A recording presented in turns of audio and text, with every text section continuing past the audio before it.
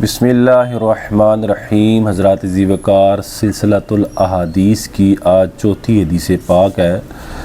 یہ حدیث پاک مسند شامیین میں موجود ہے اور حدیث نمبر 866 ہے۔ اسی طرح یہ حدیث پاک حلیۃ الاولیاء میں بھی موجود ہے۔ حضرات ذی وقار اس حدیث پاک کو روایت کرنے والے حضرت ابو ہریرہ رضی اللہ تعالیٰ عنہ ہیں۔ آپ فرماتے ہیں ان رسول اللہ صلی اللہ علیہ وسلم قام فینا فحمد اللہ و اثنى علیہ، کہ بے شک رسول اللہ صلی اللہ علیہ وسلم ایک مرتبہ ہمارے درمیان کھڑے ہوئے اور خوب اللہ تعالیٰ کی تعریف کی، اللہ کی حمد بیان کی۔ ثم قال ایایا والاکراد، پھر نبی علیہ السلام نے ارشاد فرمایا اکراد سے بچو۔ قلنا یا رسول اللہ صلی اللہ علیہ وسلم ومل اکراد، تو صحابہ کہتے ہیں ہم نے کہا یا رسول اللہ اکراد کس کو کہتے ہیں، اکراد کا کیا معنی ہے؟ حضرات ذکر آپ حالانکہ دیکھیں کہ صحابہ کرام سارے عربی اللسان تھے، لفظ اکراز یہ عربی کا لفظ ہے۔ صحابہ کرام کے عربی اللسان ہونے کے باوجود اس کے معنی کے اندر اتنی پیچیدگی پائی جاتی تھی کہ انہوں نے رسول اللہ صلی اللہ علیہ وسلم سے اس کا معنی پوچھا کہ یا رسول اللہ اکراد کس کو کہتے ہیں۔ اب رسول اللہ صلی اللہ علیہ وسلم خود اکراد کی تعریف فرما رہے ہیں۔ حضرت ابو ہریرہ فرماتے ہیں قال رسول اللہ صلی اللہ علیہ وسلم نے ارشاد فرمایا یکون احدکم امیرا او عاملا، اکراد یہ ہے کہ تم میں سے کوئی شخص امیراً حکمران ہو، او عاملاً یا کسی محکمے کا افسر ہو، کسی عہدے پر ہو۔ امیر اور عامل یہ دونوں مترادف المعنی ہیں، ان کا اطلاق وقت کے حکمران پر بھی ہوتا ہے اور ان کا اطلاق ہر اس شخص پر ہوتا ہے جو کسی محکمے میں افسر ہو یا جس کے اوپر کوئی ذمہ داری ہو۔ تو حضرات ذکر رسول اللہ صلی اللہ علیہ وسلم نے ارشاد فرمایا کہ تم میں سے کوئی شخص حکمران ہو، عامل ہو، گورنر ہو، کسی محکمے میں افسر ہو، فَتَعْتِ الْأَرْمِلَةُ وَالْيَتِيمُ وَالْمِسْكِينُ، تو اس کے پاس کوئی بیوہ آئے، یتیم آئے یا مسکین آئے، یعنی بیوہ اس کے پاس آئے، یتیم آئے اور مسکین آئے، فَيُقَالُ اُقْعُدْ حَتَّى نَنْظُرَ فِي حَاجَتِكَ، تو اس کو یہ کہا جائے کہ تم بیٹھو، ہم تمہاری حاجت کو دیکھتے ہیں۔ اب حضرات ذکر آپ جانتے ہیں کہ کوئی بیوہ، کوئی یتیم، کوئی مسکین کسی افسر کے پاس جاتا ہے یا کسی گورنر کے پاس یا کسی حکمران کے پاس وہ جاتا ہے تو وہ اپنی حاجت، اپنی پریشانی لے کے اس کے پاس جاتا ہے۔ رسول اللہ صلی اللہ علیہ وسلم نے ارشاد فرمایا کہ جب وہ اپنی حاجت، اپنی پریشانی، اپنا مسئلہ لے کے تمہارے پاس آئے تو تم اس کو کہو بیٹھ جاؤ، حتی ننظر فی حاجتک، یہاں تک کہ ہم تمہارے مسئلے کو دیکھتے ہیں، تمہاری حاجت کی طرف ہم دیکھتے ہیں، تمہارے مسئلے پر ہم غور کرتے ہیں۔ فَيُتْرَكُونَ مُقْرِدِينَ لَا تُقْضَى لَهُمْ حَاجَةٌ، تو پھر رسول اللہ صلی اللہ علیہ وسلم نے ارشاد فرمایا کہ پھر تم کیا کرو کہ اس کو اکیلا چھوڑ دو اور اس کی حاجت کو پورا نہ کرو۔ وَلَا يُؤْمَرُونَ، اور نہ ہوئی اس کی حاجت کے پورا کرنے کا حکم دو کسی کو۔ فَيَنْصَرِفُوا، یہاں تک کہ وہ جو غریب ہے، وہ جو یتیم ہے، وہ جو مسکین ہے، وہ جو بیوہ ہے، وہ وہاں سے اٹھ کے چلی جائیں۔ وَيَأْتِ الرَّجُلُ الْغَنِيُّ الشَّرِيفُ، یہ اور اس کے علاوہ جب تمہارے پاس کوئی امیر شخص آئے، کوئی اثر و رسوخ والا شخص آئے، کوئی پیسے والا شخص آئے، کوئی حسب و نسب والا شخص آئے، تو جب وہ تمہارے پاس آئے فَيُقْعِدُهُ إِلَى جَنبِهِ، تو تم اس کو اپنے پہلو میں بٹھا لو۔ ثُمَّ يَقُولُ مَا حَاجَتُكَ، اور پھر اس سے پوچھو بھی تمہارا کیا مسئلہ ہے۔ فَيَقُولُ حَاجَتِي كَذَا وَكَذَا، تو وہ جو حسب و نسب والا، وہ مال و متاع والا جو شخص ہے وہ کہے جی میرا یہ مسئلہ ہے۔ فَيَقُولُ اُقْضُوا حَاجَتَهُ، تو تم پھر کیا کہو کہ اس کی، تم آگے سے کہو کہ اس کی حاجت کو پورا کرو۔ وَعَجِّلُوا اُقْضُوا حَاجَتَهُ وَعَجِّلُوا، اس کی حاجت کو جلدی پورا کرو، اس کی حاجت کو پورا کرو، اس کی حاجت کو جلدی پورا کرو، اس کا یہ ترجمہ بنتا ہے۔ تو حضرات ذکر بس یہ اتنی سی حدیث پاک تھی اور یہ رسول اللہ صلی اللہ علیہ وسلم نے اتنی اکراد کی تعریف فرمائی۔ اس کو آسان لفظوں میں اگر آپ اکراد کی تعریف سننا چاہیں تو وہ یہ ہے کہ رسول اللہ صلی اللہ علیہ وسلم نے ارشاد فرمایا کہ اکراد یہ ہے کہ کسی افسر کے پاس کوئی شخص مظلوم جائے تو وہ جو افسر ہے وہ اس بندے، وہ اس مظلوم کو، وہ اس بیوہ کو، اس مسکین کو، اس یتیم کو بٹھا لے اور کہ جی ہم تمہاری حاجت کو دیکھتے ہیں، تمہارے مسئلے میں ہم غور و فکر کرتے ہیں، اور لیکن اس کی جو فریاد ہے اس کو پورا نہ کیا جائے، اس کے مسئلے کا حل نہ نکالا جائے۔ اس کے مد مقابل رسول اللہ صلی اللہ علیہ وسلم نے ارشاد فرمایا کہ جب تمہارے پاس پیسے والا شخص آئے یا مال و متاع والا شخص جب تمہارے پاس آئے تو تم اس کی حاجت کو فوراً پورا کر دو۔ تو یہ حضرات اتنی سی بس آسان سی یہ تعریف ہے اقرات کی جو رسول اللہ صلی اللہ علیہ وسلم نے ارشاد فرمائی۔ اب حضرات عزیز وقار اگر آپ ان حدیث کے الفاظ پر غور کریں تو ہمیں یہ لگتا ہے کہ رسول اللہ صلی اللہ علیہ وسلم گویا یہ پاکستانی اداروں پاکستانی محکموں کے حالات بیان کر رہے ہیں، کیونکہ رسول اللہ صلی اللہ علیہ وسلم کے تربیت یافتہ جو صحابہ کرام تھے ان کے اندر تو اقرار نہیں پایا جاتا تھا۔ اور آپ جانتے ہیں کہ ابو بکر صدیق رضی اللہ تعالیٰ عنہ، حضرت عمر فاروق، عثمان غنی، حضرت علی، حضرت حسن امیر معاویہ، حضرت عمر بن عبدالعزیز اور رسول اللہ صلی اللہ علیہ وسلم کی طرز پر جنہوں نے نظام خلافت قائم کیا، جنہوں نے رسول اللہ صلی اللہ علیہ وسلم کے بتائے ہوئے دین کے مطابق اصول اور ضابطے بنائے اور ان کے مطابق دین مسلمانوں کا نظام چلایا، ان میں سے تو ہم تاریخ میں دیکھتے ہیں کسی میں اقرار نہیں پایا جاتا تھا۔ حضرت عمر فاروق کے واقعات آپ کے سامنے ہیں۔ اس کے مد مقابل حضرات عزیز وقار آپ یہ دیکھیں کہ اس میں ایسا لگتا ہے کہ رسول اللہ صلی اللہ علیہ وسلم یہ پاکستان کے حالات بیان کر رہے ہیں۔ آپ دیکھ لیں پاکستانی محکموں میں، پاکستانی اداروں میں ایسے ہی ہوتا ہے، افسر شاہی ایسی ہوتی ہے کہ غریب، مسکین، مظلوم اپنی فریاد لے کر اداروں میں جاتا ہے اور وہ اپنے اداروں میں جا کے اپنی فریاد کو رکھتا ہے، اپنے مسئلے کا حل چاہتا ہے، اپنے مسئلے کو وہاں پیش کرتا ہے، لیکن اس کی فریاد رسی کرنے والا کوئی نہیں ہوتا، اس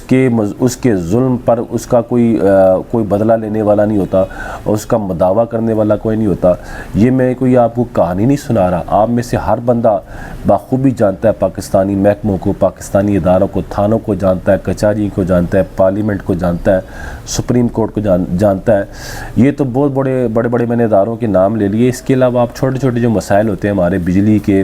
گیس کے، پانی کے، شناختی کارڈ کے، پاسپورٹ کے اور جو چھوٹے موٹے مسائل ہوتے ہیں جو ہماری روزمرہ زندگی میں، ہماری معمولات زندگی میں جو مسائل آتے ہیں، وہ ہم اپنے مسائل لے کے متعلقہ محکمے میں جاتے ہیں تو متعلقہ محکمے والے یا تو پیسے مانگتے ہیں، رشوت مانگتے ہیں، وہ کہتے ہیں سرکاری تنخواہ ہم اس لیے لیتے ہیں تاکہ ہم آرام سے بیٹھ سکیں، اور جب تم رشوت دو گے تو اب ہم تمہارا کام کریں گے، اور اگر ہم رشوت نہیں دیتے اور اگر ہم ان کو پیسے نہیں دیتے تو وہ ہمارا کام نہیں کرتے۔ اس کے مد مقابل کوئی افسر وہاں جاتا ہے، پیسے والا بندہ وہاں جاتا ہے تو اس کا فوراً کام کر دیا جاتا ہے۔ تو یہ اقرار معاذ اللہ کہیں صحابہ کرام میں نہیں پایا جاتا تھا، یہ اقرار پاکستان کے محکمے کے لوگوں کے اندر پایا جاتا ہے، پاکستان کے محکمے کے افسروں کے اندر پایا جاتا ہے، تھانوں میں پایا جاتا ہے، کچہریوں میں پایا جاتا ہے، پاکستان کے اداروں میں پایا جاتا ہے، پاکستان کے ججوں میں یہ پایا جاتا ہے اقرار۔ یہ کیونکہ وہ غریب مسکین کو لاروں پر رکھتے ہیں، غریب مسکین کے جو ان کو صرف باتوں پر رکھتے ہیں اور ان کا پرسان حال کوئی نہیں ہوتا، ان کے مسائل کا حل نہیں نکلتا، ان کے کیس کی جب باری آتی ہے تو پتہ چلتا ہے مدعی جس نے کیس کیا تھا وہ تو مر چکا ہے، اس کے بچے ہیں، تاکہ جب بچوں کی باری آتی ہے پتہ چلتا ہے وہ بھی بچے بھی مر چکے ہیں۔ تو حضرات عزیز وقار اس کے مد مقابل ہم یہ دیکھتے ہیں پاکستان کے اندر جو اثر و رسوخ والے لوگ ہیں، جو پیسے والے لوگ ہیں، ان کا فوراً کام ہو جاتا ہے اور ان کا جو افسر بیٹھا ہوا افسر ہوتا ہے وہ اٹھ کے ان کو ملتا ہے اور اٹھ کے ان کے کام کو کرتا ہے۔ تو حضرات عزیز وقار یہ رسول اللہ صلی اللہ علیہ وسلم نے اقرار کا معنی بیان کیا۔ رسول اللہ نے فرمایا تھا کہ یہ اقرار نہ کرو، اس اقرار سے کیا کرو، بچو۔ اب یہ اقرار کون جانے، کس کو پتہ ہو اقرار کس بلا کا نام ہے، کیونکہ پاکستان کے محکمے میں بیٹھے ہوئے جو لوگ ہیں وہ تو قرآن حدیث سے ویسے باغی ہیں، ان کو ٹکے کا نہیں پتہ اقرار کس بلا کا نام ہے۔ اقرار تو بڑی دور کی بات، پاکستانی محکموں میں، پاکستانی اداروں میں بیٹھنے والے لوگوں کو، ان کو اللہ کے وجود کا نہیں پتہ، ان کو رسول اللہ صلی اللہ علیہ وسلم کی شریعت کا نہیں پتہ، وہ بالکل قرآن حدیث کے باغی لوگ ہوتے ہیں، ان کو مظلوم کی آہ کا، انہیں مظلوم کی درد کا، اسے کسی غریب، کسی مسکین کی آہ و زاری کا انہیں ذرا سا بھی اثر نہیں ہوتا، کیونکہ حرام کھا کے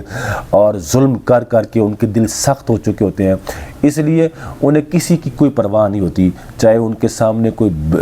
روتا رہے، چلاتا رہے اور اپنے حق کے لیے وہ ان کے آگے فریاد کرتا رہے، لیکن وہ جو حرام اور وہ جو ظلم ان کے جو آنکھوں کے اوپر بیٹھ چکا ہوتا ہے، جو ان کے دل کے اوپر جم چکا ہوتا ہے، اس لیے وہ کبھی بھی ان کو ان چیزوں سے کوئی فرق نہیں پڑتا، چاہے ان کے سامنے اقرار کا آ جائے یا ان کے سامنے قرآن کی وہ آیات پڑھی جائیں، ان بطش ربک لشدید، جس میں ظلم اور اللہ کی پکڑ کا ذکر ہے، تو وہ ان کو کوئی فرق نہیں پڑتا، کیونکہ ان کے دل آلریڈی کیا ہو چکے ہوتے ہیں، سخت ہو چکے ہوتے ہیں، اور اس دل سخت ہونے کے بعد اس لیے وہ کسی کی فریاد کو، کسی کی آہ کو، کسی کی پکار کو وہ نہیں سنتے۔ اس کے مد مقابل کوئی افسر ان کے پاس چلا جائے، متعلقہ محکموں کے افسر ایک کوئی سابقہ ایم این اے چلا جائے، سابقہ ایم پی چلا جائے، سابقہ وزیر چلا جائے، تو چاہے وہ چور ہو، چاہے وہ ڈاکو ہو، چاہے وہ بد دیانت ہو، چاہے وہ فراڈیا ہو، چاہے وہ بد اخلاقی کے کاموں میں ملوث ہو، پھر بھی وہ کیا کرتے ہیں کہ وہ غیر اخلاقی کاموں میں ملوث ہو نا، تو پھر بھی وہ اس کو اٹھ کے سلام کرتے ہیں اور اس کے معاملات کو کیا کرتے ہیں، وہ پورا کرتے ہیں۔ یہ آپ کے سامنے میں کوئی کسی جنگل کی کہانی نہیں سنا رہا، یہ میں آپ کے سامنے پاکستان کی کہانی سنا رہا ہوں، اور رسول اللہ صلی اللہ علیہ وسلم نے اس سے منع کیا۔ رسول اللہ نے کہا اقرار نہ کرنا۔ اقرار یہی ہے نا جو ہمارے ساتھ ہو رہا ہے، ہم جاتے ہیں کسی محکمے کے اندر تو وہ ہمیں لاروں پہ رکھتے ہیں، وہ متعلقہ محکمے کا جو افسر ہوتا ہے وہ ہمیں لارے پہ لگا دیتا ہے، ابھی تمہارا کام ہوگا، ابھی وہ فلاں فائل ادھر پڑی ہوئی ہے، فلاں جگہ سے سائن ہوں گے، فلاں محکمے سے سائن ہوں گے، ابھی جاؤ فلاں جگہ جاؤ، فلاں سے سائن کروا کے لاؤ۔ حالانکہ وہ ان کے لیے بالکل ایک آسان سا کام ہوتا ہے، لیکن وہ کیا کرتے ہیں، وہ اپنے عہدے میں اور رشوت کی لالچ میں اور پیسے کی لالچ میں وہ کیا کرتے ہیں، وہ غریب کو، یتیم کو، مسکین کو، مظلوم کو وہ کیا کرتے رہتے ہیں، لارے لگاتے رہتے ہیں۔ اس کے مد مقابل کوئی افسر جاتا ہے ان کے پاس، کوئی ظالم جاتا ہے ان کے پاس، پیسے والا بندہ جاتا ہے، حسب و نسب والا بندہ جاتا ہے، ایک سفارش کروا کے جاتا ہے یا پیسے لے کے جاتا ہے تو ان کا کام فوراً ہو جاتا ہے۔ یہ پاکستان کا حال رسول اللہ صلی اللہ علیہ وسلم نے آج سے 1400 سال پہلے بتایا تھا کہ اقرار نہ کرنا۔ صحابہ میں سے کسی بندے نے اقرار نہیں کیا۔ یہ اقرار کی لعنت صرف پاکستانی محکموں کے اندر پائی جاتی ہے۔ اقرار کی جو نوست ہے یہ پاکستانی محکموں میں بیٹھے ہوئے افسروں کے اندر پائی جاتی ہے، اس لیے پاکستان کا تو یہ حال ہے۔ اب یہ جو اقرار کیا ہے یا قرآن کیا ہے یا حدیث کیا ہے، تو ان کی بلا جانے محکموں میں بیٹھے ہوئے لوگوں کو، تو اس میں کون سی ایسی بڑی بات ہے؟ تو اس لیے سر میں بتا رہا یہ تھا